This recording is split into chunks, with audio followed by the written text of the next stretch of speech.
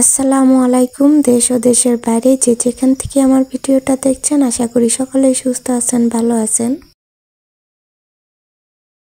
আলহামদুলিল্লাহ, আপনাদের দোয়া ও রহমতে আমিও সুস্থ আছি, ভালো আছি। তো প্রতিদিনের মতো চলে এলাম আরেকটা নতুন ব্লগ ভিডিও নিয়ে।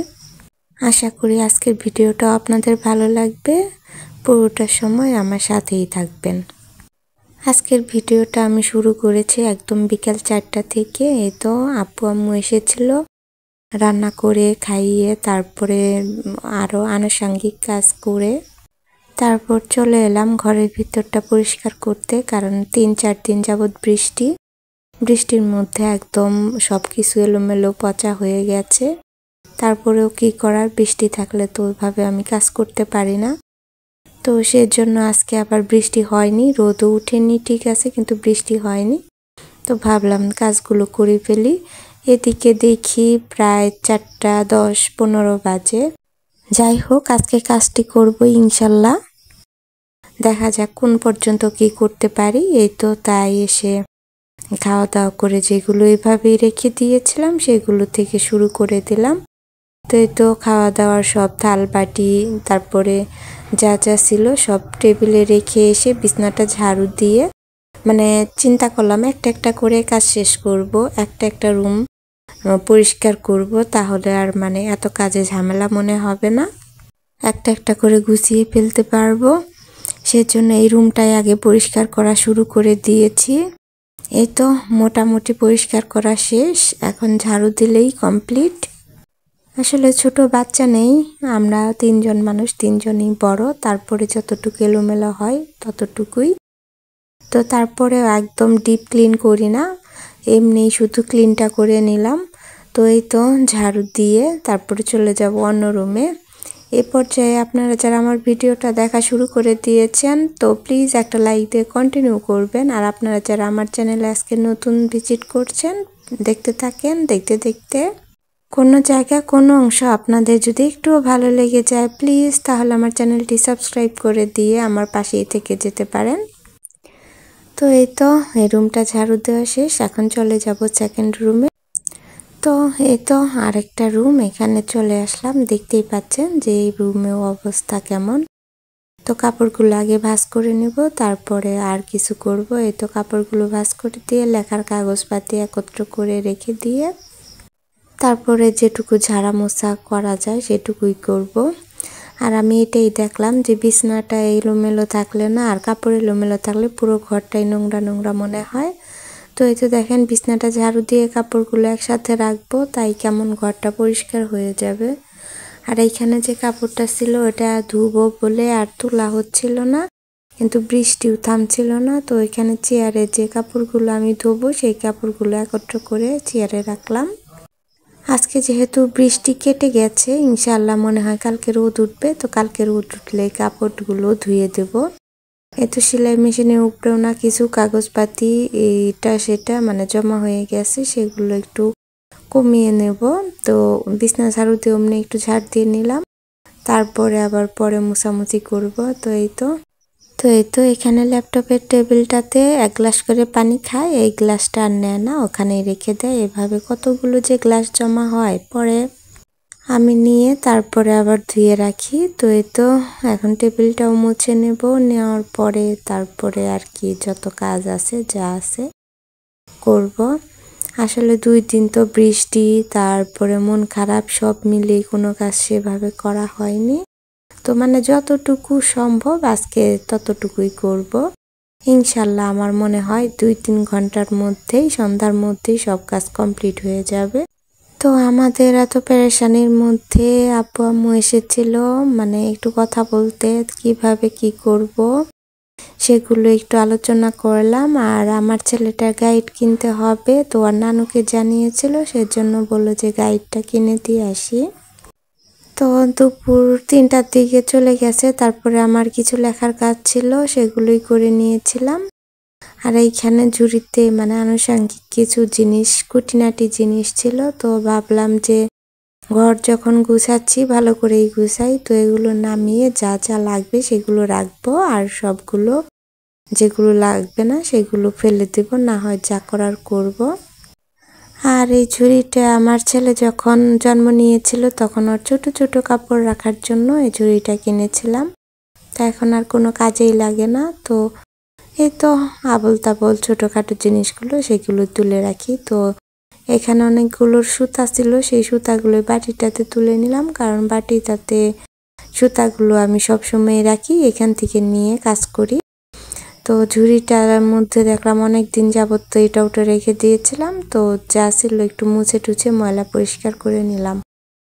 আর এই তো এই ব্যাগটাতে বাড়ির থেকে 4টা পর্দা এনেছিলাম, মানে ভারী পর্দা তো ব্যবহার করা না, মানে নতুন পর্দাই। তো আমি ভাবলাম যে যাক ভারী পর্দা তাই কি হয়েছে, আমি নিয়ে যাই। তো অন্যজনকে দিতে চেয়েছিল তাই দিতে দিইনি, আমি নিয়ে এসেছি। আর এই তো নতুন নতুন কিছু ছোটদের শীতের কাপড়। আর এটা না আমার ছেলের অনেক ছোটবেলার শার্ট, তো এটা স্মৃতি হিসেবে রেখে দিয়েছি। আর এটা আমার ছেলের সর্বপ্রথম জীবনে ফুল হাতা শার্ট, পরলে ওকে অনেক মানাতো। ও তো ছোটবেলায় অনেক কিউট ছিল, অনেক ফর্সা ছিল, এই সবুজ কালারটা পরলে ওকে অনেক মানাতো। তো আমি ছেলেকে ডাকছিলাম, বলছিলাম দেখে যাও তোমার অনেক ছোটবেলার শার্ট। তো ছেলেও ছোটবেলার শার্ট দেখলো, বলল যে এটা তো এর আগে দেখেছি। আমার মনে নেই দেখিয়েছিলাম কিনা, তো আজকে আবার একটু দেখিয়ে দিলাম। আর এই তো পর্দাগুলো ভাবছিলাম এটার মধ্যে রেখে দেই, তো রাখতে গিয়ে দেখলাম যে এগুলো পর্দা আটবে না, তার চেয়ে ভাবলাম যে থাক ভাঁজ করে রেখে দিবনি, অন্য কিছু রেখে দেই। এটা ভেবে আবার পর্দাগুলো সরিয়ে নিলাম। আর আজকে কি হয়েছে জানেন তো, মানে আমার ছেলের সাথে হঠাৎ করেই কেমন যেন কথায় কথায় অনেক পুরনো কথা উঠে গেল, অনেক স্মৃতি মনে হয়ে গেল।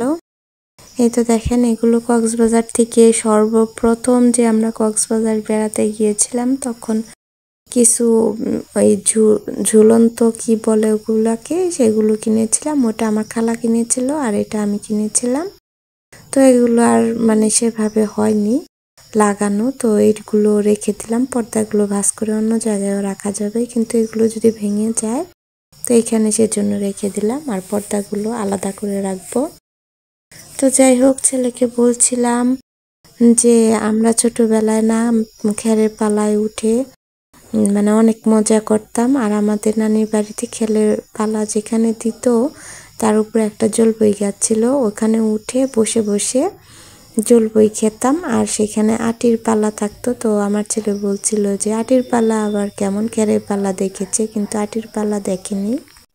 তো তখন বললাম যে আগে তো মেশিন ছিল না, লোক দিয়ে ধান মানে ধান মারানো হতো, তো লোকে এত ধান একবারে মারাতে পারতো না, এত কামলাও নেওয়া যেত না, তো সুন্দর করে ধান সহই পাল্লা দিয়ে রাখতো। তো আমরা সেটা বেয়ে বেয়ে উপরে উঠে লবণ মরিচ নিয়ে যেতাম, গিয়ে তারপর বসে বসে জলপাই পাড়তাম আর খেতাম। আসলে আগের স্মৃতিগুলো খুব মধুর, এখনকার সেরকম স্মৃতি দেখাই যায় না। তো এই তো দেখেন এখানে কিছু আধোয়া কাপড় ছিল, সেগুলো ধুবো, সেগুলোই রাখবো। আর এই যে কিছু ভাঁজ করা ছিল সেগুলো তুলে রাখবো। আমার বিয়ে হয় 2009-এ, তখন আমি ক্লাস 10-এ পড়ি। তো তখন 100 টাকা কেজি করে ভুঁড়ি পাওয়া যেত। তারপর যখন আমার বিয়ে হয়, বিয়ের পরে 150 টাকা হয়ে গেল ভুঁড়ি। আর এখন তো কথাই নেই, তো ও বিশ্বাস করছে না। তো তখন ওকে অনেক আগেকার গল্পগুলো শোনাতাম, নানির বাড়ি যেতাম, নানি পাটায় পিষে কত মশলা বাটতো, সেগুলো দিয়ে রান্না করতো, এত মশলা বাটতো, তারপরেও 2 দিনের উপর যেত না, কারণ অনেক কামলা ছিল, লোক ছিল, সেগুলো খেত, ওই মশলায় 2 দিনের উপরে যেত না। আবার ঢেঁকিতে ধান বানতেও দেখেছি, তখন বেশিরভাগ বানতো না, তারপরেও মাঝে মাঝে বানতো, কিন্তু তাও আমি দেখেছি টুকটাক। তারপরে অনেক দাম ছিল অনেক কিছুর কম, এখন অনেক বেড়ে গেছে। নিজের কাছে বললেই এখন মনে হয় যে আমি গল্প বলছি, আর ছেলে পেলে কি মনে করবে। আর আমরা যে খেলাধুলা করে বড় হয়েছি, যে পরিবেশটা পেয়েছি, এখনকার বাচ্চারা সেই পরিবেশটা একদমই পায় না। তো মানে এত কষ্টের মধ্যে পুরনো স্মৃতিচারণ করে খুব ভালো লাগছিল। তো এই যে দেখেন টেবিলের উপরে কত জিনিস এলোমেলো হয়েছিল, সেগুলো গুছিয়ে নিলাম। আর বললাম যে এত জিনিস নিয়ে ধুয়ে আরো অনেক কাজ আছে, মানে একা একা পেরে উঠবো না 2 ঘন্টার মধ্যে, যেহেতু 4:30তে কাজে ঢুকেছি। 7টার সময় মাগরিবের আজান দেবে। তো আমার ছেলেকে বললাম একটু জিনিসগুলো ট্যাপের পাড়ে নিয়ে যাও, আর যখন ধুয়ে দেবো একটু ঘরে এনে দেবে। এটুকু করলেই অনেক উপকার হবে। তো এই তো প্রতিটা রুম ঝাড়ু দিয়ে ময়লাগুলো এনে দরজার কাছে রাখছি, তো এগুলো ফেলে দেব। আর আব্বু আম্মু আসলে তো কথা অনেক হয়, তারপর আবার রান্না করতেও হয়, অনেকটা সময় দিতে হয়। এজন্যই তো রান্না করে তারপরে চলে গেছি খাওয়া দাওয়া করাতে, তারপরে বিদায় করে দিয়ে আমার কিছু কাজ করে তারপরে এসেছি। এই তো রান্নাঘরটাও পরিষ্কার করে নেব। আরও অনেক কিছু কাজ করেছি, যদি পুরাটা এখন আপনাদের দেখাতে যাই তাহলে অনেকটা ভিডিও লম্বা হয়ে যাবে। তো আজকে এ পর্যন্তই, আবার কালকে এটার পার্ট করে একটু দেখিয়ে দেব। আসলে চাইলেই সম্ভব, অনেক কাজ করা যায়। 2 ঘন্টা 2.5 ঘন্টার মধ্যে আমি কতগুলো কাজ করেছি। মোটামুটি ডিপ ক্লিন না হলেও অনেকটুকু পরিষ্কার করেছি। তো আজকে এ পর্যন্তই, দেখা হবে আবার নতুন একটা ব্লগ ভিডিওতে। আল্লাহ হাফেজ।